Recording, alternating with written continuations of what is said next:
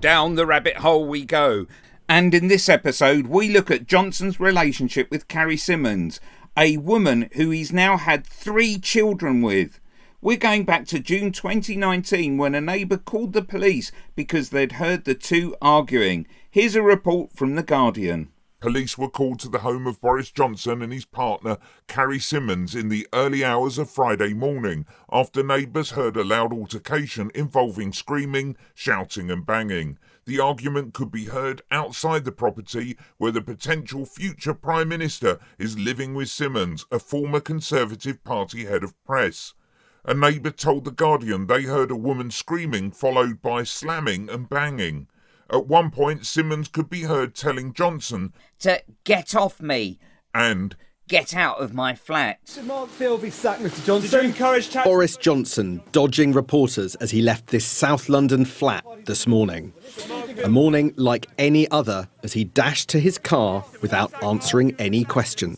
Yet it was here, shortly after midnight, that police turned up after a complaint from the neighbours. As Johnson was in the running to be Tory leader and as a result the Prime Minister, everybody wanted to know what had happened. I think what people have come here today, seductive interviewer, there you are. I think people have, I don't think they want to hear about that kind of thing. Yeah, I think they do.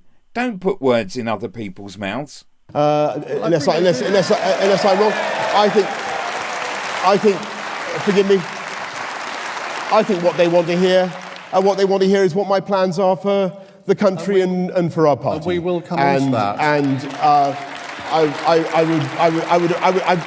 I know you're going to have to come back, and I salute your indefatigability as a journalist. I'm under the sad obligation of wanting to get my message across to our party. Well, you've just taken up a minute with that answer, which has told us absolutely nothing. If the police are called to your home, it makes it everyone's business. You are running for the office of not just leader of the Conservative Party, but Prime Minister. So therefore, a lot of people who admire your politics do call into question your character, and I think it is incumbent on you to answer that question. That's a fair point. And people are entitled to ask about me and my determination, my character, and what I want to do for the country. And let me just tell you that when I make a promise in politics about what I'm going to do, I keep that promise and I deliver. And sometimes I must confess that when I was mayor in London, I even delivered some of the promises that people thought were most eccentric and most unwise. I mean, people said that we shouldn't have an open platform on the back of the new Route Master bus. I think they said that Brussels was against it and that it was against health and safety.